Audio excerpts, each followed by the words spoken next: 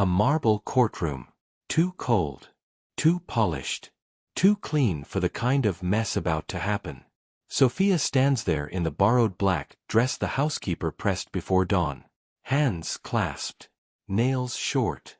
Knuckles white. The courtroom smells like old wood and disinfectant. It hums with whispers. People staring. Not at her. At the rumor wrapped around her like a noose. A billionaire's maid.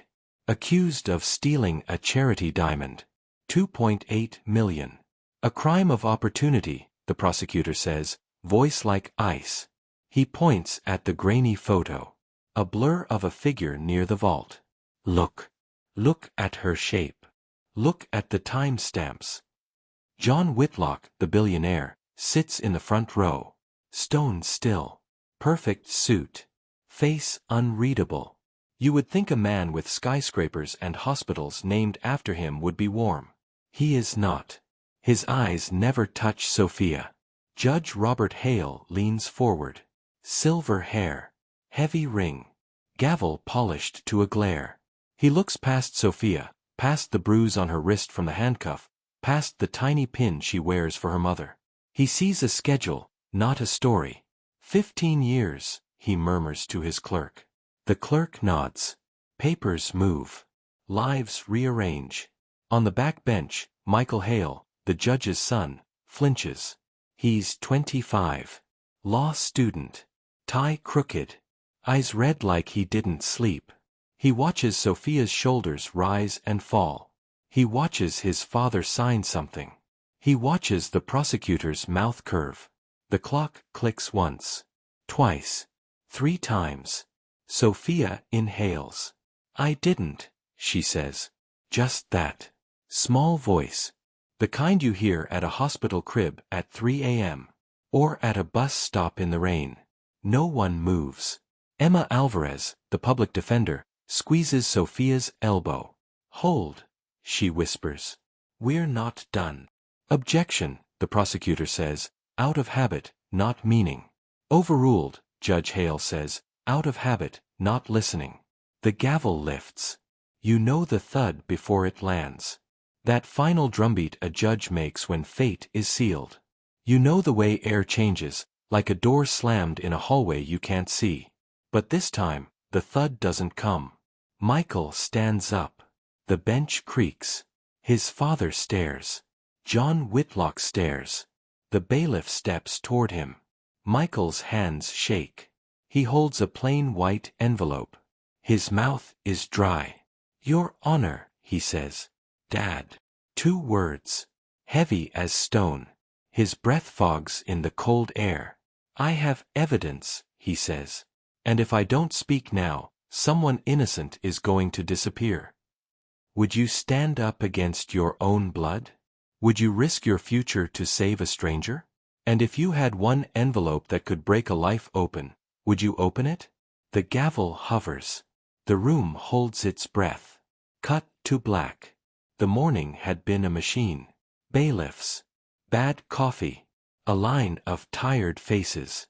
People who had learned how not to hope. Sophia watched dust drift in the light from a high window and thought about laundry. About the lemon soap her mother liked. About her son's sketchbook left open on the kitchen table. She thought about small things that made a life feel solid. The small things that corruption likes to crush first. Emma stood next to her. Look at me, Emma whispered. We're not finished. Her voice was steady. Her nails had little moons of chipped blue paint. She looked like someone who had lost and still got up. The prosecutor talked about patterns. About class proximity to the asset. He used words like a wall. He smiled at the jury as if they were friends at brunch. She had access, he said. She knew the codes. She had motive. A mother's medical bills. A son. Pressure creates theft. He turned. He nodded at John Whitlock, as if wealth were a witness. John's face stayed flat. If he felt pity, it didn't show. Evelyn Chen, Whitlock Industries CFO, sat beside him. She adjusted her pearl earring. She did not look at Sophia at all. Judge Robert Hale leaned toward the mic. Sophia Reyes, he said. Names are gentle until a gavel holds them. The courtroom air went thin. Then Michael spoke. Dad. Every head turned. Even the stenographer looked up, hands stilled on her keys. Michael stepped into the aisle. Envelope lifted. I can't let you do this. The bailiff moved. Sir, sit down. Michael didn't. Your Honor, this envelope contains evidence that was withheld from the defense. Security audit logs. A ledger of transfers. A video. Judge Hale's eyes hardened. Mr. Hale. Michael, Emma said softly, warning and hope braided together. John Whitlock's jaw flexed. Robert March, his head of security, touched his earpiece. Evelyn whispered to him, the shape of her mouth tight. Michael looked at Sophia. I'm sorry, he said. I should have done this earlier. Sophia's eyes shone. She didn't speak. She couldn't. Would you believe him? If the judge's son reached for you, would you take the hand or brace for the fall? Have you ever felt the floor tilt under your feet while everyone else kept smiling? Judge Hale tapped his gavel once. Approach, he said. Short. Cold. A father pretending he wasn't a father. Emma and Michael stepped forward. The bailiff took the envelope. He looked at Hale. Hale looked at the seal. The wax was stamped with the Hale crest. A private habit. A private sin. Chambers, Hale said. Now. He stood. Robes swishing like a curtain closing. The gallery buzzed. John Whitlock leaned back, calculating. Evelyn typed under the table. March ghosted out the side door. Sophia's knees trembled. Emma squeezed her hand. Breathe, she said. Just breathe. Silence. 3 breaths. 4. The door to Chambers swung shut. And in that sealed room, truth met family. And one of them would shatter. Outside, a phone on vibrate lit up in Sophia's property bag, an unknown number cycling the words, I saw who did it. Don't trust the cameras. The chambers felt smaller than the courtroom. Heavy books. Heavy curtains. The kind of quiet that was built to keep things from getting out. Judge Hale didn't sit. Explain yourself. Michael swallowed. I found an audit trail, Dad. From Whitlock Tower. 2 days before the gala. Vault testing. Access points spoofed. Hale's eyes flicked to the envelope. And you placed these in my seal? I had to make sure you'd open it, Michael said. I knew if Emma filed a motion, you'd deny it on procedure. Emma kept her voice low. Your Honor, if exculpatory evidence was withheld, we're talking about a Brady violation. This isn't a misfile. This is a fracture. Hale picked up the envelope. His ring clicked against the desk. He broke the seal. He pulled out a flash drive, a printout, a folded note. Emma watched his face as he skimmed the printout. First bored. Then careful. Then something like fear. Barely there. But Michael saw it. Sons always do. The note was short. Typed, but with a smudge like a thumbprint in the corner. Transfers, Atlantic Bright LLC, Silverhedge Ltd, Hale Committee. Security beta keys replaced by RM, request, expedite sentencing. Hale's mouth thinned. Where did you get this? In your red binder, Michael said. His voice almost broke. Behind the framed photo of Mom at your swearing-in. Hale's knuckles whitened. You went through my things. I went through your lies. Michael didn't yell. It was worse. It was honest. Emma slid the flash drive toward the judge. Please. Let's see what we're all dying to see. Hale hesitated. He plugged it into the court laptop. A folder opened. 00 video. 1 ledger. 02 access test. The video loaded. Low light. A service corridor. 2 figures. One tall. One shorter, hair in a bun. Their faces almost clear. The timestamp matched the night before the gala. The shorter figure, Evelyn, handed the taller figure, a man with the broad outline of Security Chief Robert March, a small tool. A panel clicked open. A soft beep. Another. They weren't stealing anything. They were practicing a ghost. Emma leaned in. They spoofed the vault's logs, she whispered. So the system would scream at the wrong time. And the camera would place Sophia near the vault like a shadow. The ledger file confirmed it. A money river no one had watched. Shell companies feeding a political committee. Numbers without faces. Faces without names. And in the memo line of one transfer, a single word, Hale. Hale closed the laptop. Circumstantial, he said. But his voice frayed. Would you stop there? Would you push the door you just cracked? If your father stood between you and the truth, which way would you turn? Emma exhaled. Your Honor, at minimum, you must vacate the sentence and grant a new trial. At maximum, you recuse and call the Attorney General. Hale stared at Michael. You have no idea what you've done. Michael blinked hard. I know exactly what I've done. Silence. I chose her. A knock. Hard. Urgent. The bailiff stuck his head in. Sir, there's a situation in the gallery. Mr. Whitlock is calling the press. Hale's jaw set. Recess. 1 hour. Nobody leaves. He scooped the drive. He palmed it. When they stepped out, the hallway was already a current. As Emma reached for the evidence, the courtroom lights flickered, and the flash drive was gone from Hale's hand. They never heard the sleight of hand. That's how power moves. Silently. The flash drive vanished between a breath and a blink. Emma realized first. Where is it? Hale checked his pocket. Empty. He searched the desk. Nothing. The bailiff swore under his breath. In the hallway, cameras popped. John Whitlock stepped to a cluster of microphones like he was stepping onto a stage built just for him.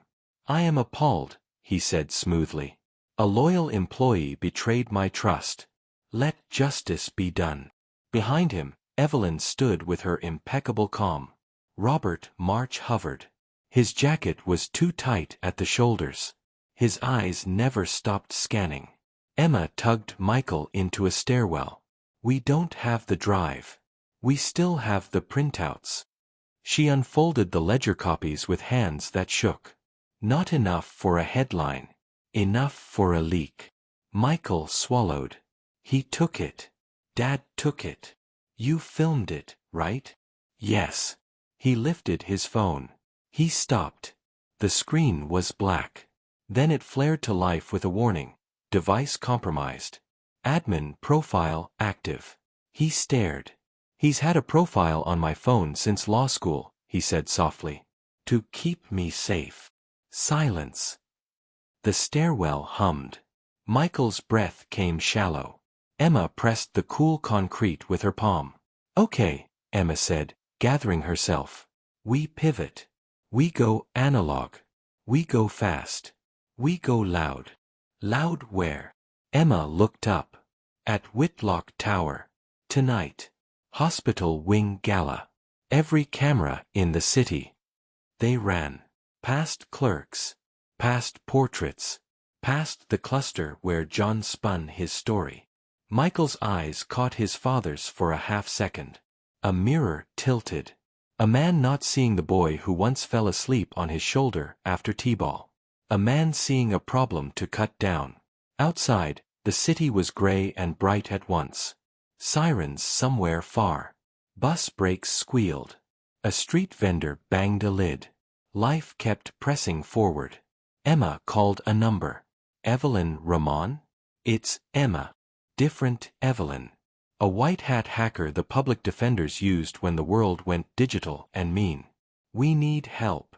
Now. They met in a diner that smelled like bacon and old coffee. You're not asking me to hack a courthouse, Evelyn Ramon said. Good. Because that would be impossible. and illegal. She smiled. But video has a way of wanting to be seen. Michael slid over the ledger copies. We need the story to hold until we can rescue Sophia.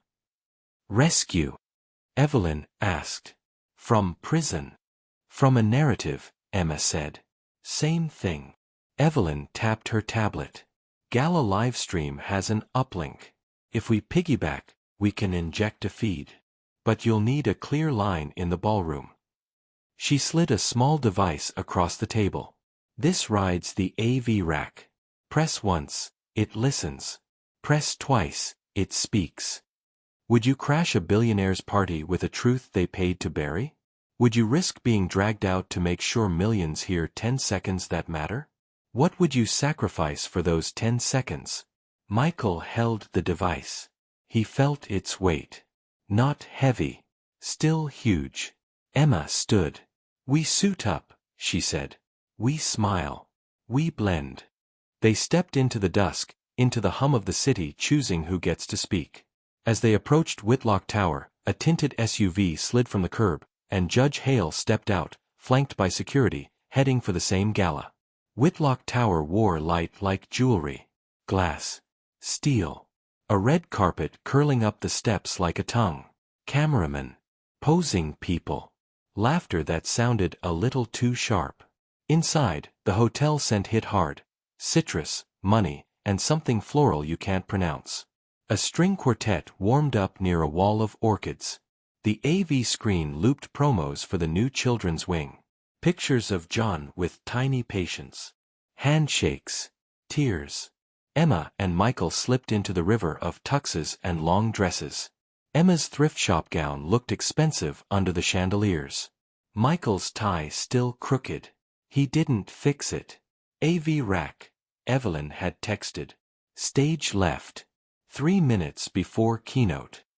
John took the stage early. He loved stages. Tonight, he said, we give. We heal. We. A hush.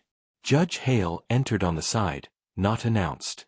He moved like a man who still believed rooms belonged to him. He had no robes. Just a suit. Still, people shifted. Michael's mouth went dry. Emma touched his wrist. Focus, she breathed.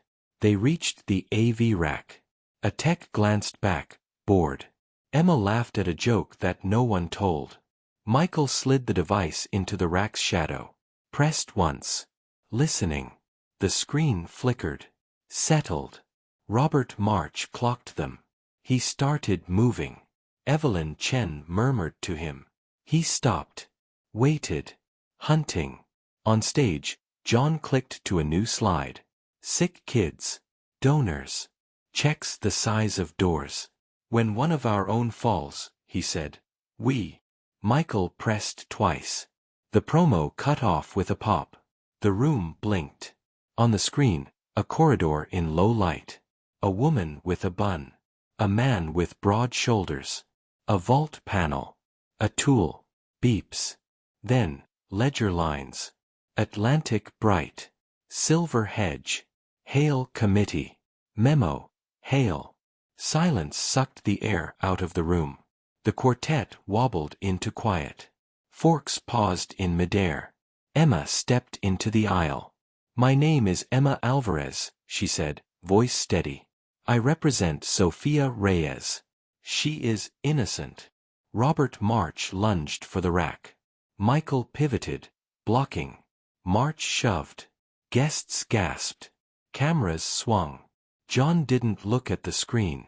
He looked at the crowd, calculating the angle. Security, he said calmly. Remove them. Evelyn Chen lifted a hand. Sir. The feed changed again. A dashcam angle. Hale's sedan at night. A door opens. A packet slides in. A whisper. Thank you, Judge. Not quite clear. But the ring. The seal. The outline. Context did the rest. Hale froze. For 1 second, a father's face broke through the judge's mask. Then he reached for his phone. Michael stepped forward, voice carrying. Dad, he said. Tell them what you signed. Tell them why you sealed the evidence. Tell them why you were willing to bury her life. His hands shook. He didn't hide it. Would you do this to your parent? Would you? If no one else would stop him, would you step into your own storm? John finally looked at the screen. He finally looked at Sophia's public defender. At the ledger. At the crowd. He saw the switch flipping. Not morality. Optics. He leaned into the mic. We will, of course, cooperate fully with law enforcement, he said. Effective immediately, Ms. Chen and Mr. March are placed on leave pending a review. Evelyn Chen didn't blink. Robert March's jaw knotted. Emma raised her voice. Sophia Reyes deserves freedom. Tonight. Sirens Dopplered closer. Reporters stood. Phones lifted. The gala turned into a courtroom no one controlled. As police entered, Hale tried to slip out a side door, only to find Michael already there, holding the missing flash drive he'd picked from his father's pocket. "We finish this," Michael said. "Return it," Hale hissed, eyes burning. He looked older in the hallway's harsh light. Not wise. Worn. Michael held the flash drive like a match he might strike. "After," he said. "In front of a judge who isn't you." Hale exhaled through his nose. A sound like a door closing for good. "What do you think happens to me if you do this? To our name? To your career?" Michael's voice stayed soft. "Dad, you taught me to say the Pledge of Allegiance in the kitchen. Hand over heart. Truth. Justice. Remember. 2 men. A hallway. A lifetime between them." Back in the ballroom, the police escorted Robert March aside. Evelyn Chen kept talking into the calm of a practiced liar. "This is a misunderstanding," she said. "A technical rehearsal. Our counsel will." Emma walked with the lead detective. "You have the live feed," she said. "You have the ledger copies. You have the dashcam clip. Impound the AV rack. Lock the uplink. Please. Don't let this get buried." The detective nodded. "Emergency hearing in an hour," he said. "Senior judge on call." He looked at Emma's shoes. Scuffed. He looked at her eyes. Steel. "We'll move." John Whitlock stepped toward Emma. For the first time, he looked human. Tired. Off script. "If she is innocent," he said quietly, "I will say so. On record." Emma didn't soften. "Say it now." John faced the nearest camera. "I was wrong," he said. "No rehearsal. No donor smile. Sophia Reyes deserves her freedom. And whoever framed her, whoever, will answer." In county holding, Sophia sat on a metal bench. Hands folded. A fluorescent light buzzed overhead. The door opened. The bailiff nodded at Emma. "You've got 5. Emma knelt. "We rattled the tower," she whispered, grinning like someone who just saw the ocean after years inland. "Emergency hearing. Now." Sophia blinked. "How?" "Because a son picked truth over blood." Sophia pressed her hand to her mouth. A quiet that said thank you and please and finally all at once.